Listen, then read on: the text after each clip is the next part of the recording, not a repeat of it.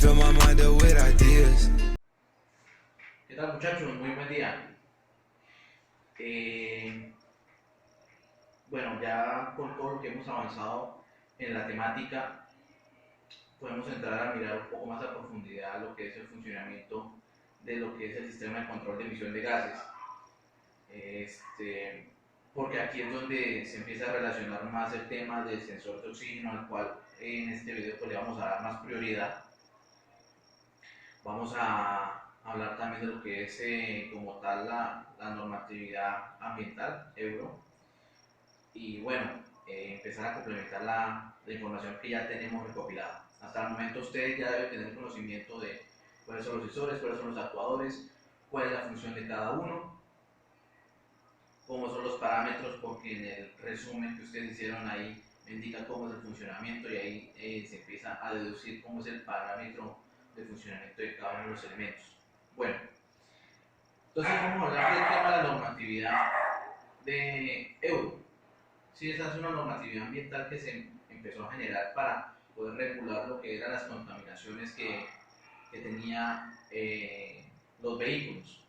A medida que ha pasado el tiempo, pues se han empezado a optimizar todas estas normativas, de tal manera que nosotros podemos regular a medida del tiempo lo que es los temas ambientales. En este momento nos encontramos en un Euro 5, Euro 4.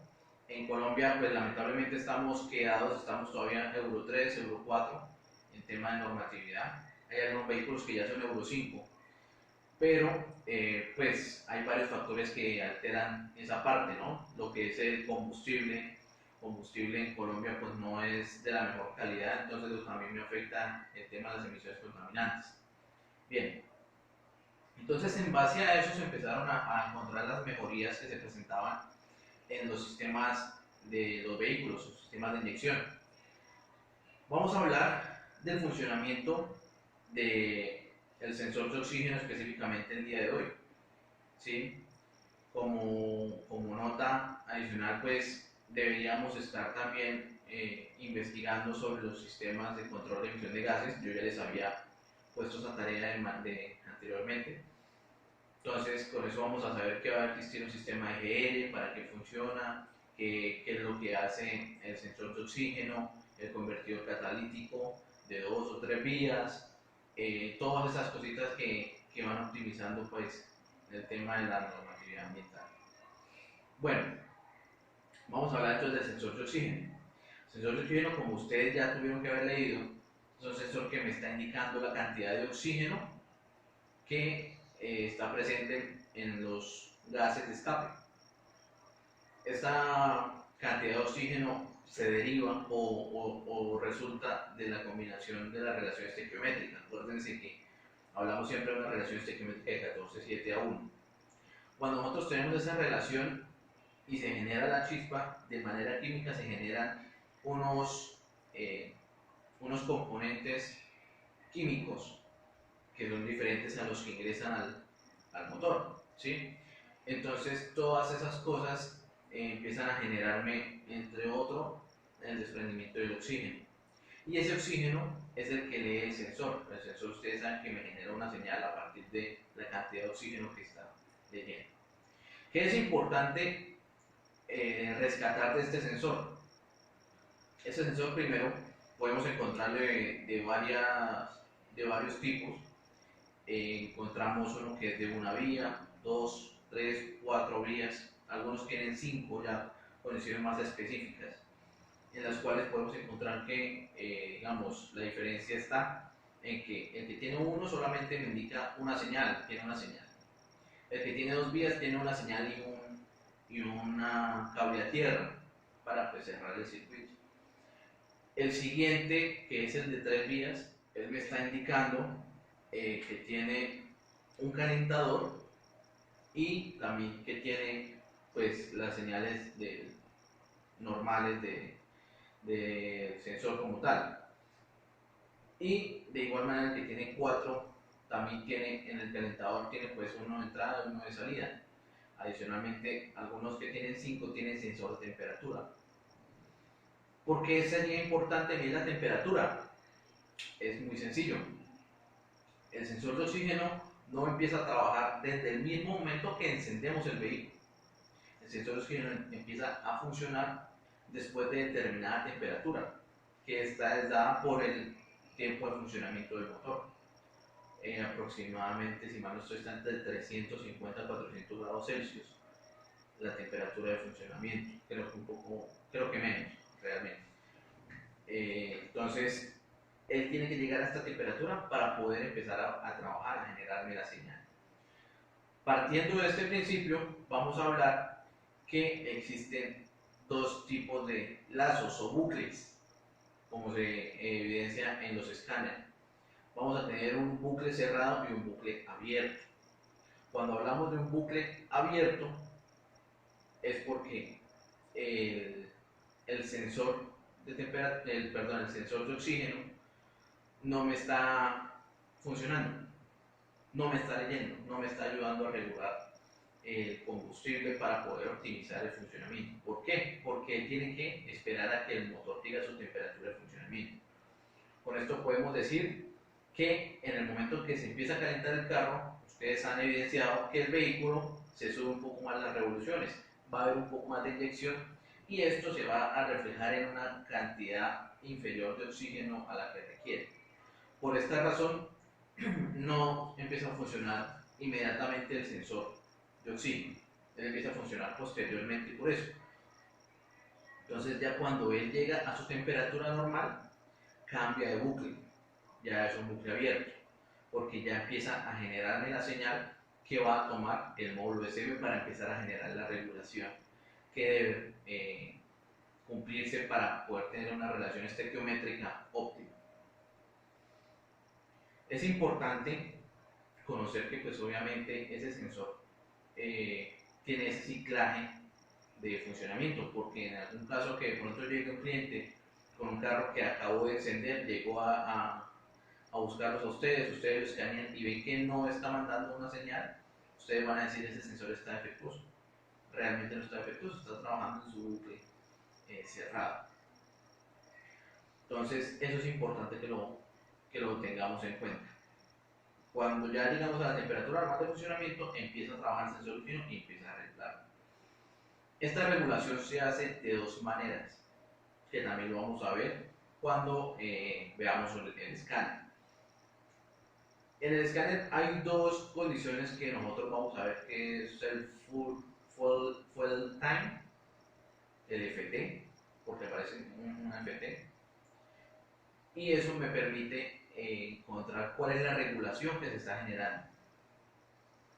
Adicionalmente a eso, pues eso nos puede dar indicios de qué es lo que puede estar pasando en un motor. Si un motor está consumiendo mucho combustible, ahí se va a ver reflejado. Si está consumiendo muy poco, también se va a ver reflejado. Entonces es importante conocer. Existen dos tipos de FTs. Entonces vamos a tener un FT largo y un FT corto. El FT largo me va a indicar las variaciones o el ajuste que tiene que hacer el combustible en un tiempo largo. Digamos que yo encendí 1, 2, 3, 4, 5, 6, 10, 12, 20 veces el carro y él hace una regulación general. Entonces esa regulación nosotros la vamos a ver en porcentaje. De la misma manera tenemos un FT corto. El FT corto es cada vez que yo enciendo el vehículo, cuando yo acelero, desacelero, dependiendo de la condición de manejo, él me va a hacer el FT corto, que es el ajuste fino. Digamos, podemos decir que el FT largo puede ser el ajuste grueso que se va a hacer en el paso de combustible, y el FT corto es el ajuste fino que se genera también para optimizar la combustión. Siempre vamos a tener que el ajuste se va a ver reflejado en el tiempo de inyección. El tiempo de inyección es el único que puede cambiar, porque yo no puedo cambiar la cantidad de aire que va a ingresar al motor. De la única manera que yo la varío es cuando yo acelero. Pero en este caso, para hacer el ajuste, el vehículo no tiene la autonomía para él mismo acelerar e ingresar el oxígeno sin alterar el tiempo de inyección. El ajuste siempre lo hacemos es con el tiempo de inyección. Listo, siempre se va a ver reflejado ahí. Entonces, ¿Qué es lo que se busca con esos FT? Ese FT siempre va a estar en un porcentaje. Puede estar en un porcentaje del 5% más o menos, o sea, que se puede generar entre el 5% y el menos 5%, porque puede que esté aumentando más el tiempo de inyección o lo puede estar reduciendo más de lo que ya está estandarizado. Por eso, él tiene ese tipo de regulación. Si nosotros encontramos que los FT están ya por encima del 8%, 15%, 20%, 22%, 25%, ya nosotros estamos teniendo una regulación muy alta. Entonces, si tenemos una regulación muy alta es porque algo está pasando internamente dentro del motor. Y lo más probable es que sea que tengamos una obstrucción en, lo que es no, perdón, una obstrucción no, una inyección adicional o una reducción de cantidad de oxígeno, porque tenemos que tener en cuenta que una variación puede ser para una mezcla o mucha gasolina o menos gasolina o mucho aire o menos aire en relación a la relación estequiométrica. Entonces siempre tenemos que tener en cuenta, quizás un filtro de aire obstruido va a hacer que la cantidad de aire que ingrese sea menor. Al ser menor, la inyección, si se está manteniendo un estándar, va a hacer que se genere una relación rica de combustible. Entonces vamos a tener una relación de 13, de 12, por dar una cifra. Vamos a tener una relación de 13:1. Entonces, ¿qué es lo que hace el sensor de oxígeno? Él mide la cantidad de oxígeno que está presentando y dice, no señor, yo tengo que hacer una regulación, tengo que reducir mi tiempo de inyección para que sea 14:1. Entonces, él va a hacer una regulación. La regulación siempre es negativa cuando él reduce el tiempo de inyección y positiva cuando aumenta el tiempo de inyección. Entonces, si tenemos que aumentar el tiempo de inyección, el ajuste va a tener que ser porque tenemos más ingreso de aire. ¿Sí? Siempre tenemos que tener en cuenta combustible por un lado, aire por otro. Si nosotros tenemos una variación en el FT, tenemos que verificar si es por combustible o si es por aire. Puede ser también que sea el caso contrario, que tengamos un ingreso adicional de aire.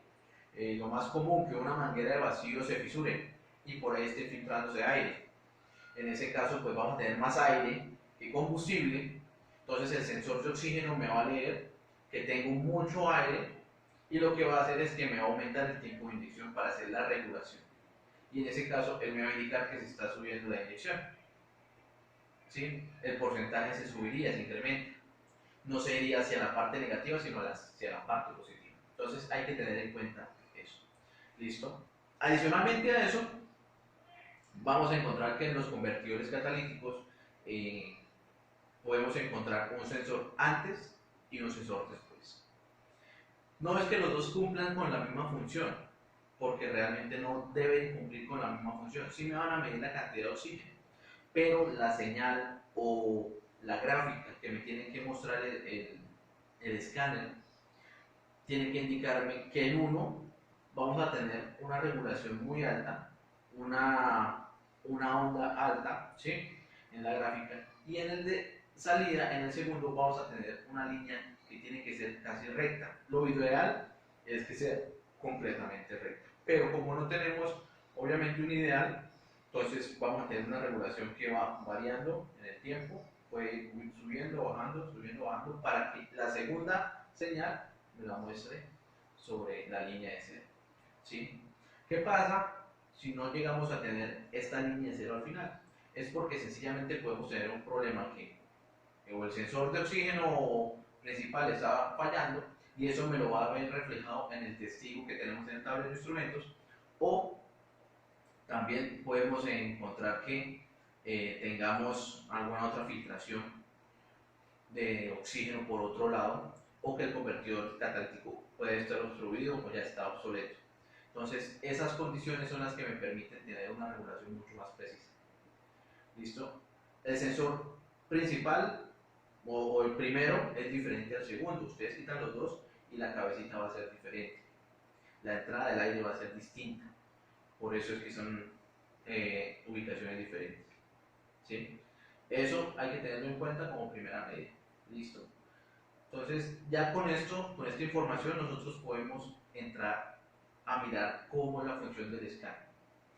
Entonces, ya yo les dejaré la tareita que me averigüen.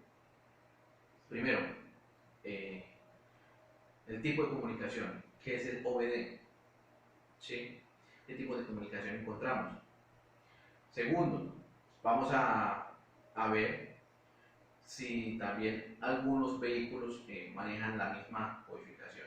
Tercero, la diferencia entre el OBD1 y OBD2, ¿sí? Que esa es, digamos, como la más clave para nosotros poder entender por qué es que se cambió de diferentes tipos de pines a un solo tipo de pin, que es el que tenemos actualmente. Y adicionalmente a eso vamos a averiguar qué es un código de falla. Con eso nosotros podemos interpretar qué código de falla está presentando, qué clase o qué categoría, porque los códigos de falla también están estratificados por categorías. Y eso pues lo vamos a ver en el siguiente video. Vamos a saber qué significa cada uno, necesito que me investiguen qué significa cada uno de los símbolos o de las letras y números que tiene el código de falla para indicarme de qué función estamos hablando. ¿Listo? Necesito que eso lo tengamos para la próxima, para poder avanzar con el próximo video. ¿Listo, muchachos? Eso es todo por el momento. Entonces, háganle con energía, vamos adelante, vamos sacando este título de técnico adelante y vamos a sobrepasar ese inconveniente que tenemos en el momento para poder encontrarlo y poder mirar más de cerca cómo es el diagnóstico por el scan, que es el siguiente paso que vamos a ver. ¿Listo, muchachos? Hablamos, que estén muy bien.